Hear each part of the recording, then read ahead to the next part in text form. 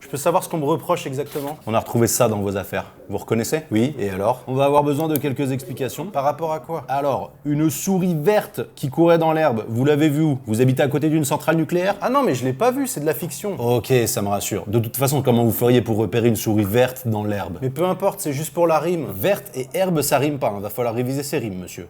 Donc il y a une souris de Tchernobyl qui se balade dans l'herbe, je l'attrape par la queue. Rassurez-moi, vous voyez une souris radioactive, vous y touchez pas? Oui, monsieur l'agent. C'est bien.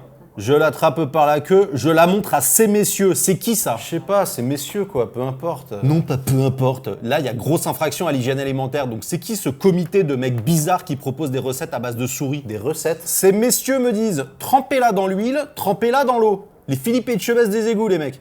En plus, c'est même pas clair, on sait pas s'il faut la tremper dans l'huile puis dans l'eau ou juste dans l'un des deux. Trempez-la dans l'huile, trempez-la dans l'eau. Ouais, c'est bien ce que je dis, c'est pas clair comme instruction. Quoi qu'il en soit, c'est pas hygiénique de faire frire des souris, encore moins radioactives. Mais il faut pas la frire, il faut juste la tremper dans l'huile, la tremper dans l'eau. Et si elle est pas chaude, ton huile, comment ça te donne un escargot tout chaud? Non mais déjà, d'où on obtient un autre animal? C'est juste une souris verte magique qui change d'espèce et de température au contact de certains liquides. Vous vous rendez compte que ça n'a aucun sens ce que vous racontez. En plus, c'est deux animaux qui n'ont rien à voir. On va faire une petite analyse d'urine. Mais c'est juste pour la rime. Je veux pas le savoir. On n'encourage pas les gens à manger de la souris. Après les pangolins et les chauves-souris en 2019, on va peut-être pas créer le Covid-21. Alors déjà, on dit la Covid. Et je te jure, ferme-la.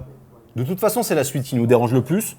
Je la mets dans un tiroir, elle me dit qu'il fait trop noir. Et donc quoi, c'est raciste, c'est ça? Donc la souris verte magique qui se métamorphose en escargot parle. Oui. Je suis obligé de vous demander, est-ce que vous voyez la souris verte dans cette pièce avec nous en ce moment? Mais non, c'est juste une histoire. Une super histoire. Bref, ensuite, je la mets dans mon chapeau, elle me dit qu'il fait trop chaud.